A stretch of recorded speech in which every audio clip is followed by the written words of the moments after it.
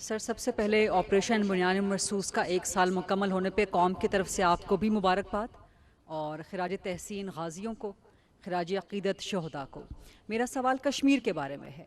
جو آپ نے اسٹریٹجک کانسیکوینسز کا ذکر کیا، آپریشن بنیان مرصوص کے نمبر 9 کا جو آپ نے ذکر کیا کہ پاکستان جس طرح سے ایمرج کیا ہے، پولیٹیکو ملٹری ڈپلومیسی کی کامیابی کا آپ نے ذکر کیا، تو اس جو گلوبل ریکگنیشن ہے اور جو پاکستان کی آج ڈپلومیٹک پوزیشن ہے، اس کو استعمال کرتے ہوئے مسئلہ کشمیر کا حل کیا ممکن ہے جلد از جلد؟ کیونکہ پریزیڈنٹ ٹرمپ بھی یہ کہہ چکے ہیں کہ وہ ثالثی کروانے کے لیے تیار ہیں۔ پاکستان بہت قریب ہو چکا ہے پریزیڈنٹ ٹرمپ کے، امریکہ کی فارن پالیسی کے۔ تو جو پولیٹیکو ملٹری ڈپلومیسی ہے، جو پاکستان کی گلوبل پوزیشن ہے، جو ریکگنیشن ہے، کیا اس کو استعمال کر کے ہم مسئلہ کشمیر بھی اب حل کروا سکتے ہیں؟ دیکھیں، بات یہ ہے کہ پاکستان کا جو کشمیر پہ سٹانس ہے وہ کانسٹنٹ ہے، اور وہ آپ نے فیلڈ مارشل کی زبان سے سن بھی لیا کہ کشمیر پاکستان کی شارگ تھا، ہے اور رہے گا۔ There should be no doubt about it. اور کشمیر کا جو فیوچر ہے وہ ان کے عوام نے طے کرنا ہے۔ It is for the people of Kashmir to decide as per the United Nations Security Council resolution, as per the right of self جو ان کو دیا گیا ہے، خود انہوں نے فیصلہ کرنا ہے کہ ہم نے کیا کرنا ہے۔ That is the right and that's what the future of Kashmir is.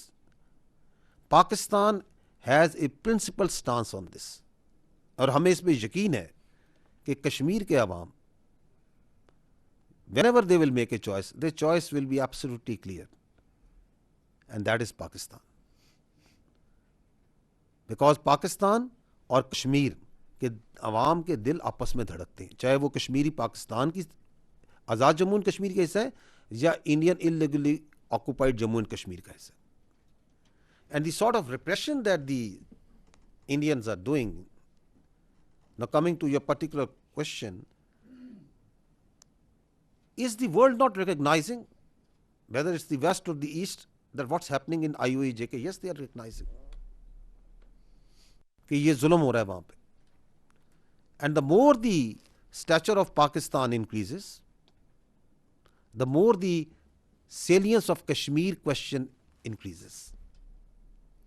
Because Pakistan کی اور کشمیر کی تقدیر آپس میں جڑی ہوئی ہے۔ ہمارے عوام، ہمارا جو کشمیر کے بارے میں ارادہ ہے، ہماری جو سوچ ہے، اس میں کوئی تبدیلی نہیں آ سکتی۔ کشمیریوں کی پاکستان کے بارے میں جو سوچ ہے، جو ارادہ ہے، اس میں کوئی تبدیلی نہیں آ سکتی۔ یہ سفر ہے جو ہم نے طے کرنا ہے۔ پہنچیں گے وہیں پہ، ایک ہی جگہ پہ ہم نے پہنچنا ہے۔ حق خود ارادیت کے ذریعے پہنچنا ہے، اصولوں کے ذریعے پہنچنا ہے۔ اور اس پہ آپ کی جو حکومت ہے، آپ کی جو سیاسی اور آپ کی جو ملٹری لیڈرشپ ہے، وہ دن رات دے ورک آن دس، کہ کس طریقے سے ہم نے کشمیری بھائیوں کو ان کی حق خود ارادیت through the diplomatic, through the political, through the legal means انہوں نے وہاں پہنچنا ہے۔ کیونکہ Pakistan doesn't believe in what Indians are doing, repression, aggression and all sort of nonsense جو انہوں نے ریجن کے اندر مختلف جگہوں میں اندر بھی اپنے ملک میں اندر ملک کے بعد بھی پھیلائی ہوئی۔ جی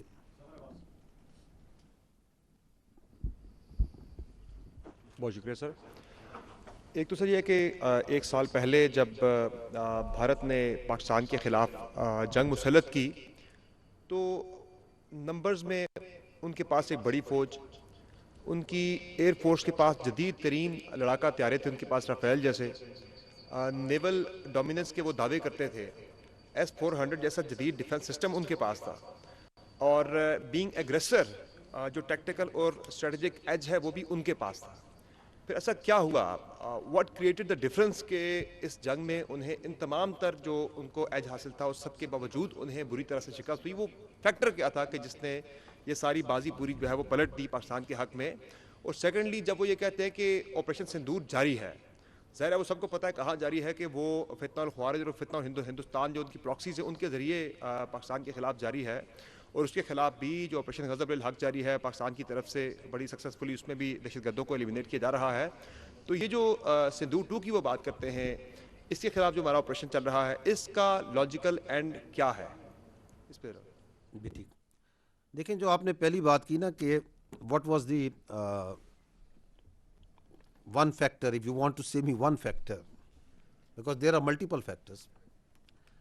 I think that is the hubristic, militarized mindset of the political mindset of the Indian politico-military leadership.